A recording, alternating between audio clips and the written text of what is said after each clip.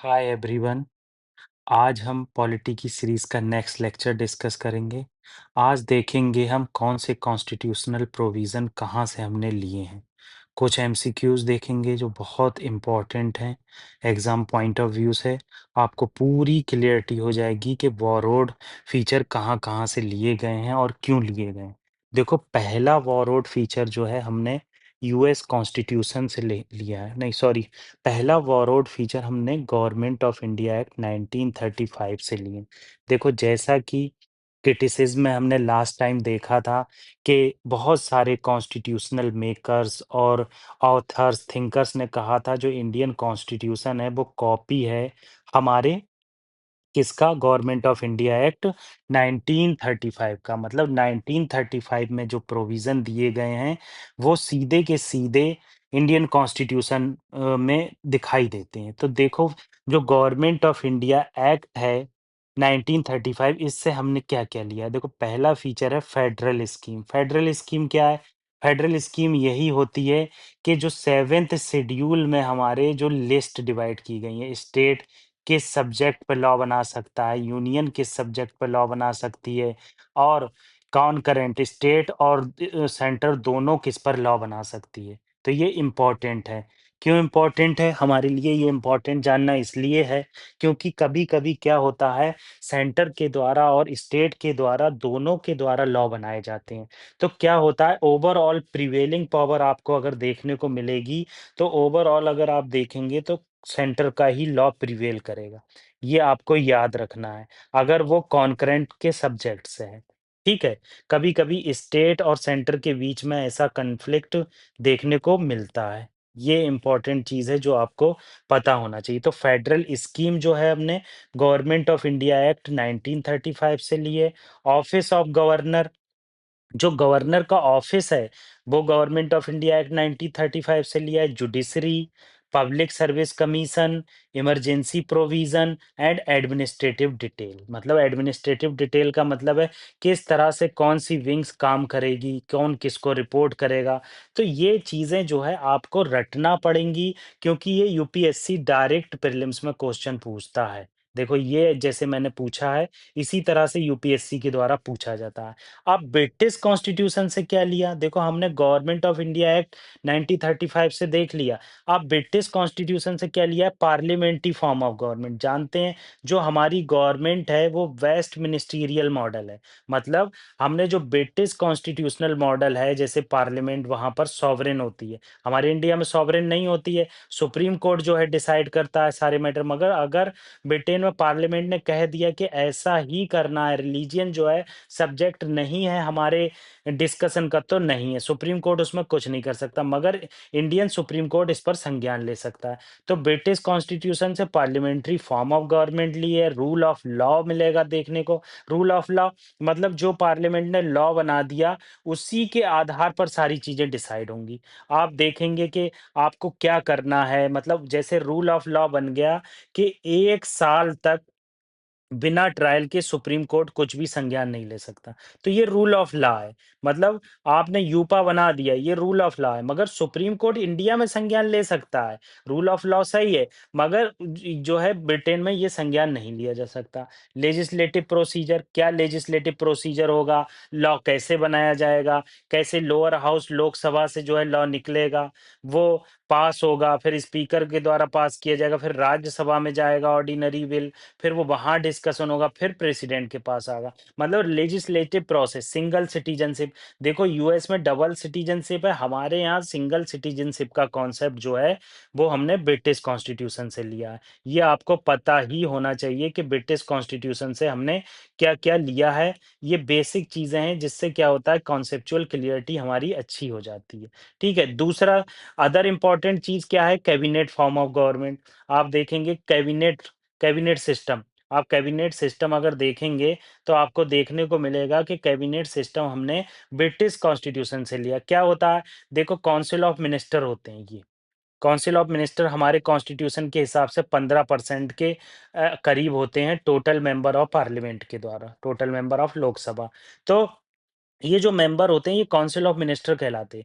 इसके अंदर कैबिनेट होती है। कैबिनेट जो होते हैं इम्पोर्टेंट मिनिस्टर होते हैं और पीएम होते हैं। इम्पोर्टेंट मिनिस्टर जैसे फाइनेंस मिनिस्टर हो गए, देखने को आपको मिलेंगे, एक्सटर्नल अफेयर्स मिनिस्टर हो गए, होम मिनिस्टर हो गए, ये इम्पोर्टेंट पोर्टफोलियो है, ठीक है? तो single citizenship, cabinet system, prerogative writs, आप देखोगे सुप्रीम कोर्ट में बहुत सारी रिट्स होती हैं, जैसे हैबीस कॉर्पस। हैबीस कॉर्पस क्या कहती है कि कोई भी आदमी आपने कन्विक्ट ठहराया है पुलिस ने, तो वो जुडिशरी के पास जाएगा और वो जुडिशरी डिसाइड करेगी, मजिस्ट्रेट डिसाइड करेगा जो आपने बंदे को गिरफ्तार किया है, ये आपने सही गिरफ्तार किया है या नहीं किया है। कहीं ऐसा तो नहीं है पुलिस अपनी मनमानी कर रही है। तो ये रेट्स होती हैं, हबीस कॉर्पस मिलेगी, और क्यू वारंटो मिलेगी, ये सब हम आगे पढ़ेंगे। ये सब अभी इसलिए डिस्कस किया जा रहा है ताकि आपको ओवरव्यू मिल जाए।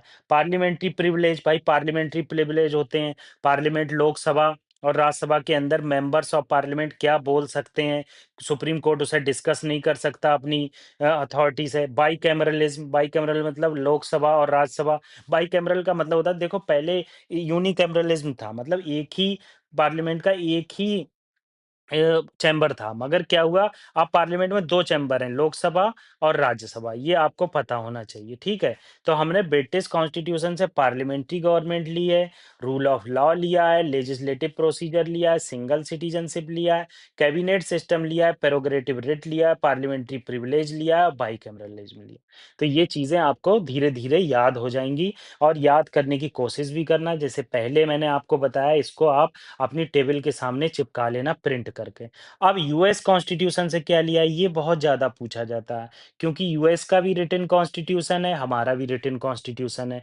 यूएस में भी जो है डेमोक्रेसी की बहुत इंपॉर्टेंस है, क्योंकि ओल्डेस्ट डेमोक्रेसी कहा जाता है, हमारी जो है लार्जेस्ट डेमोक्रेसी कहा जाता है। हमारे यहाँ बहुत ज़्यादा पॉपुलेशन है, इसलिए लार्जेस्ट और बहुत लैंड एरिया बहुत बड़ा है, ठीक है? तो यूएस कॉन्स्टिट्यूशन से हमने फंडामेंटल राइट्स लिए हैं। फंडामेंटल राइट्स जैसे 14 से 18 राइट टू इक्वालिटी, ठीक है? 19 फ्रीडम ऑफ स्पीच और 21 तक freedom of speech, right to life, ये सब जो है हमने यूएस के कॉन्स्टिट्यूशन से लिए हैं और उसमें मॉडिफिकेशन किया है अकॉर्डिंग टू आवर सिचुएशन, ठीक है? इंडिपेंडेंस ऑफ जुडिशरी, भाई जुडिशरी का कॉन्सेप्ट बहुत इंपॉर्टेंट है, जुडिशरी इंडिपेंडेंट होना बहुत जरूरी है। मैंने जैसे आपको बताया था, ब्रिटेन में पार्लियामेंट सॉवरेन है, पार्लियामेंट डिसाइड करती है कि कौन सा बिल कब आएगा और सुप्रीम कोर्ट इस पर बोल सकती है, कुछ नहीं बोल सकती है। मगर इंडिया में क्या है, जुडिशरी की इंडिपेंडेंस है।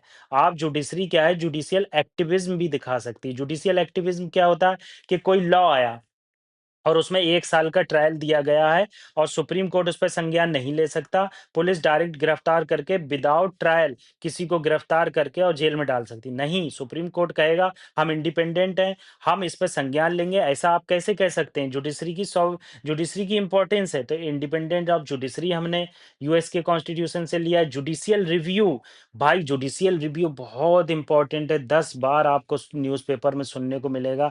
क्या होता है, जैसे मान लो वक्फ एक्ट एक्ट आया। अब वक्फ एक्ट में कुछ प्रोविजन डिसाइड कर दिए गए। वक्फ एक्ट आया और इस एक्ट में कुछ प्रोविजन एडवांस में ही डिसाइड कर दिए गए कि ये होगा, वक्फ में मैनेजमेंट में नॉन मुस्लिम इंक्लूड होंगे। तो ये क्या है, जुडिशियल रिव्यू हो सकता है इस चीज का कि भाई ये जो आपने जो लॉ लाया है, जो एक्ट बनने वाला है, क्या ये नेचुरल जस्टिस को तो दरकिनार नहीं करता है, माइनॉरिटी के राइट्स का तो उल्लंघन नहीं करता है। तो इस तरह की रिव्यू कर रहा है, तभी तो इसका नाम जुडिशियल रिव्यू है। तो जुडिशियल रिव्यू आपको देखने को मिलेगा। इम्पीचमेंट ऑफ प्रेसिडेंट, भाई प्रेसिडेंट का इम्पीचमेंट किस आधार पर होता है, कैसे रिमूव किया जाएगा प्रेसिडेंट को, ये सब।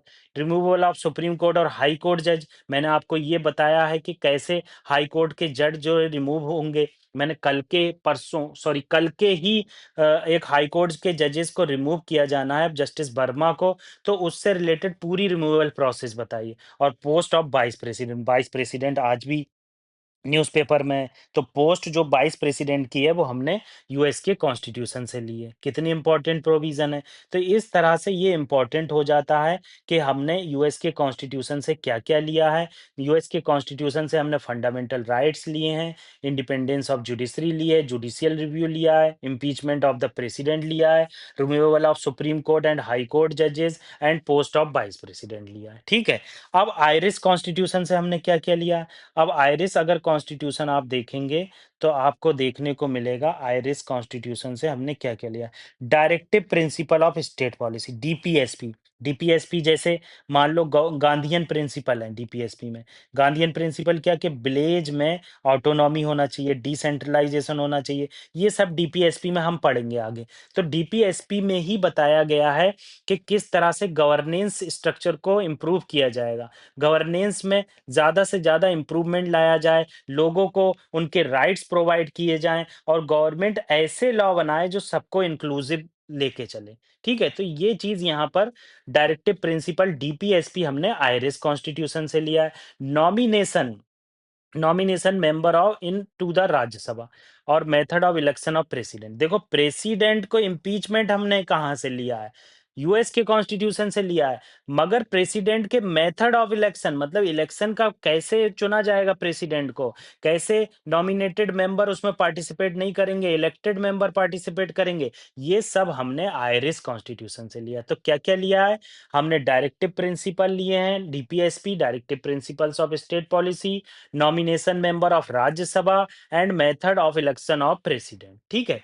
Next Canadian constitution. Canadian constitution से क्या लिया है? Federation with strong centre. भाई फेडरेशन है ठीक है, आपने यूएस की तरह फेडरेशन बनाया, स्टेट को कुछ पावर दिए। मैंने आपको बताया था कि फेडरल स्कीम स्टेट की कुछ सब्जेक्ट होते हैं, सेंटर के कुछ सब्जेक्ट होते हैं जो हमने गवर्नमेंट ऑफ इंडिया एक्ट 1935 से लिए हैं। जबकि हमने फेडरेशन विद स्ट्रॉन्ग सेंटर क्या होता है, जैसे ही इमरजेंसी लगती है तो इमरजेंसी के लगते ही क्या होता है कि जो है स्ट्रॉन्ग सेंटर दिखाई देता है। तो यही कहना चाह रहा है स्टेट की अपनी ऑटोनॉमी होना चाहिए, ठीक है, कोई बात नहीं है। मगर आपका फेडरेशन सेंटर स्ट्रॉन्ग होना चाहिए ताकि कहीं भी आपको ऐसा देखने को ना मिले कि स्टेट जो है सिसीड कर जाए इंडिया से।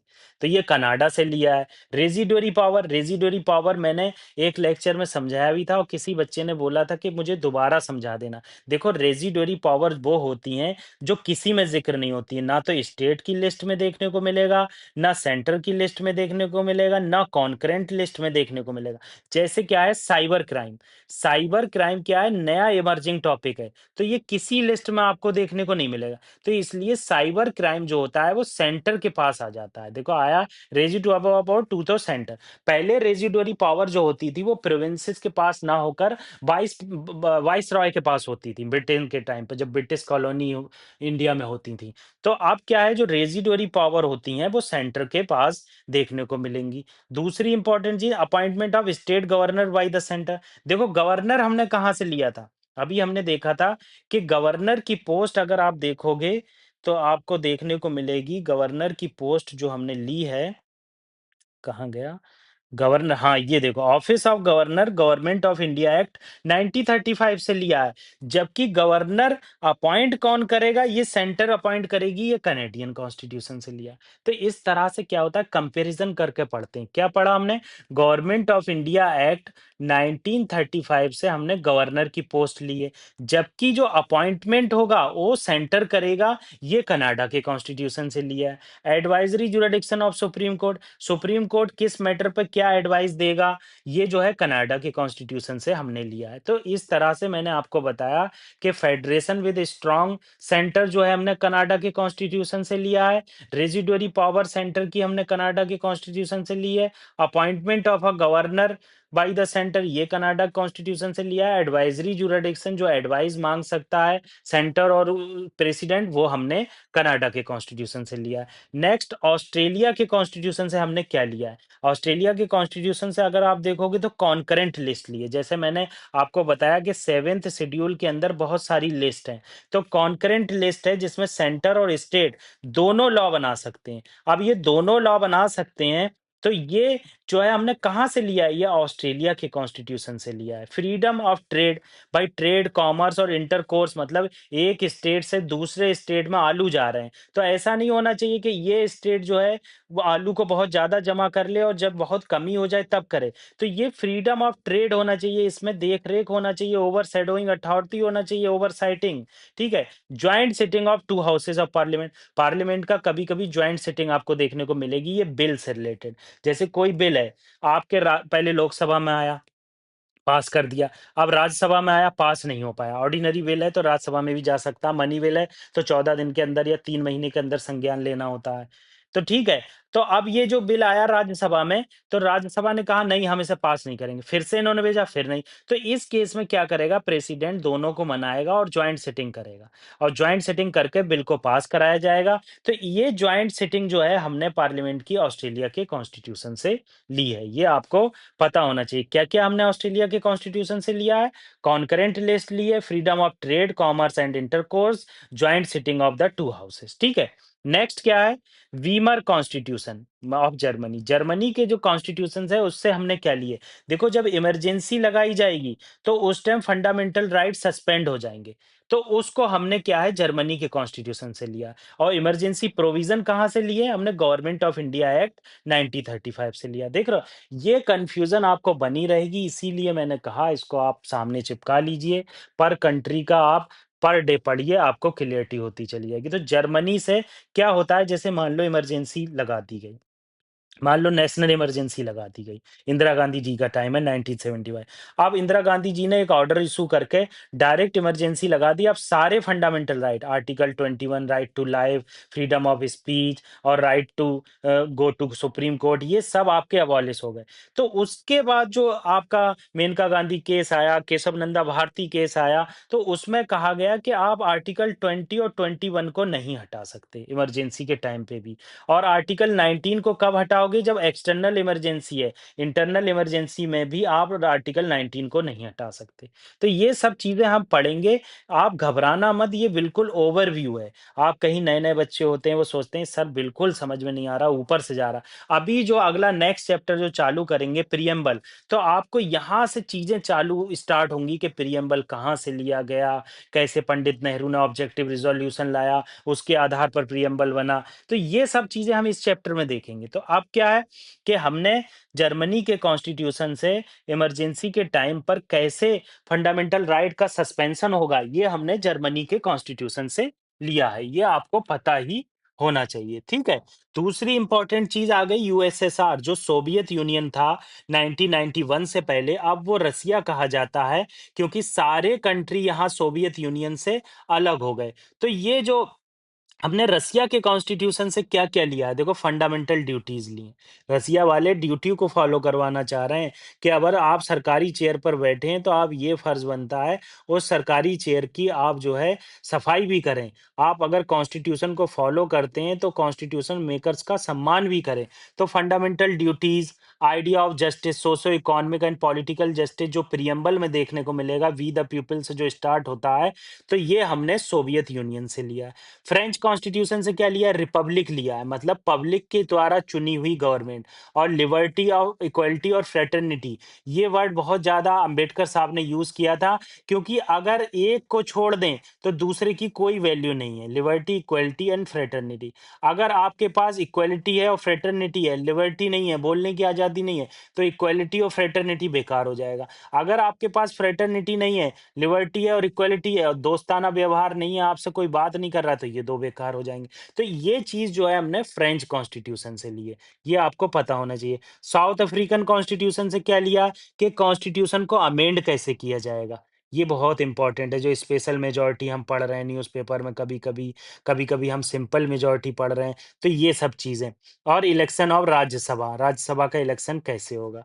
जैपनीज़ कॉन्स्टिट्यूशन से क्या लिया है? प्रोसीजर स्टेबलाइज्ड बाय लॉ, इससे रिलेटेड हम एक क्वेश्चन करेंगे ताकि आपको पूरी क्लियरिटी हो जाए। Procedure of established by law क्या होता है और ड्यू प्रोसेस ऑफ लॉ क्या होता है, इसमें बहुत कंफ्यूजन रहता है। तो ये चीज बिल्कुल क्लियर हो जाएगी कि ड्यू प्रोसेस ऑफ लॉ किसे बोलते हैं और प्रोसीजर स्टेबलाइज्ड बाय लॉ किसे बोलते हैं। तो मैंने आपको बता दिया जैपनीज कॉन्स्टिट्यूशन से क्या लिया है, अफ्रीका के कॉन्स्टिट्यूशन से क्या लिया है, फ्रेंच के, इस तरह से सारी चीजें डिस्कस कर ली हमने। अब एमसीक्यूज देख लेते हैं जो बहुत इंपॉर्टेंट है। पहला एमसीक्यूज जो रिलेटेड है वो फीचर्स ऑफ इंडियन कॉन्स्टिट्यूशन है, जो हमने ब्रिटिश कॉन्स्टिट्यूशन से बोरो किए हैं। एक तो गवर्नमेंट ऑफ इंडिया एक्ट 1935 से बहुत चीजें बोरो की है हमने, ठीक है। फिर एक ब्रिटिश कॉन्स्टिट्यूशन से मैंने बताया था क्या-क्या बोरो किया है हमने, ठीक है? तो ये सब चीज़ें हम देखेंगे। तो पार्लियामेंट्री फॉर्म ऑफ गवर्नमेंट कहाँ से की थी? ब्रिटिश से। मैंने बताया था कि पार्लियामेंट की ब्रिटेन में सॉवरेनिटी होती है, तो ये बिल्कुल ठीक है, ठीक है? दूसरी रूल ऑफ लॉ मैंने बताया था कि रूल ऑफ लॉ को फॉलो किया जाता है। पार्लियामेंट ने कोई लॉ बना दिया, तो सुप्रीम कोर्ट कहेगी ये पार्लियामेंट से बन के आया है, इसमें हम संज्ञान नहीं ले सकते। ये क्या हो गया? प्रोसीजर स्टेबलाइज़ वाला हो गया, जापान ने जो फॉलो किया। मगर ड्यू प्रोसेस ऑफ लॉ क्या होता है? ड्यू प्रोसेस ऑफ लॉ में क्या मिलेगा कि जो लॉ बनाया है पार्लियामेंट ने, मान लो एग्जांपल ले लो, रामू के लिए, रामू की रिलीजियन के लिए एक लॉ बना दिया पार्लियामेंट में कि विदाउट ट्रायल और विदाउट सुप्रीम कोर्ट की सुने 1 साल तक जेल में रखा जाएगा। अब ये क्या है कि प्रोसीजर, ये जो है रूल ऑफ लॉ हो गया, ठीक है? इसको फॉलो करना। ये प्रोसीजर स्टेबलाइज्ड बाय लॉ भी कहलाएगा, क्योंकि आपने जो है लॉ बना दिया, अब सुप्रीम कोर्ट कोई संज्ञान नहीं ले सकता। मगर ड्यू प्रोसेस ऑफ लॉ आया 1978 में, मेनका गांधी केस में, जब मेनका गांधी को फॉरेन में नहीं जाने दिया जा रहा था। तो इस केस में सुप्रीम कोर्ट ने कहा आर्टिकल 21 के अंदर कि भाई ये गलत है, ये नेचुरल जस्टिस का उल्लंघन है, उस बंदे को फ्रीडम होना चाहिए, आप उसे अंडर ट्रायल या फिर जेल में नहीं रख सकते। तो ये चीज़ें हैं। तो ये दोनों चीज़ें जो है हमने कहाँ से ली हैं? अगर आप देखोगे तो ये ब्रिटिश कॉन्स्टिट्यूशन से ली हैं। प्रोसीजर स्टेबलाइज्ड बाय लॉ मैंने बताया अभी जापान से हमने लिया, ये गलत हो गया। तो तीसरा आप काट दो, तो ये सी गया और डी गया। कैबिनेट सिस्टम बताओ कहाँ से लिया है हमने? कैबिनेट सिस्टम भी हमने ब्रिटिश कॉन्स्टिट्यूशन से लिया है, अगर आप देखेंगे। और फंडामेंटल राइट तो हमने यूएसए से लिए हैं, तो ये ब्रिटिश कॉन्स्टिट्यूशन से तो है ही नहीं, 5वां कट गया, तो पहला, दूसरा और चौथा हो गया। देखो आप, यहाँ पर आप देख लो, parliamentary system, rule of law और कैबिनेट हमने ब्रिटेन से लिया है, फंडामेंटल राइट और ड्यू प्रोसेस और जो है हमने यूएस से लिया, प्रोसीजर स्टेबलाइज्ड बाय लॉ मैंने अभी डिस्कस किया था, जापान से लिया। तो इसलिए क्वेश्चन करना ज़रूरी होता है।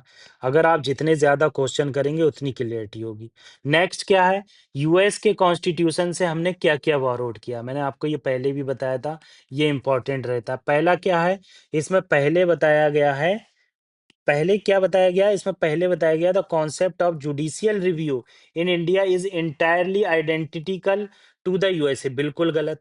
ये एंटायरली आइडेंटिटिकल नहीं है यूएसए से, क्योंकि वहाँ का जुडिशियल रिव्यू बहुत ज़्यादा स्ट्रांग है। इंडिया का जुडिशियल रिव्यू इतना स्ट्रांग नहीं है। पार्लियामेंट कभी-कभी क्या करती है, इस एक्ट को या जो बिल का जो जुडिशियल रिव्यू हुआ है, जो स्ट्रक डाउन किया है, उसको दोबारा से पार्लियामेंट पास करा लेती है, प्रोविज़न को अमेंड करके।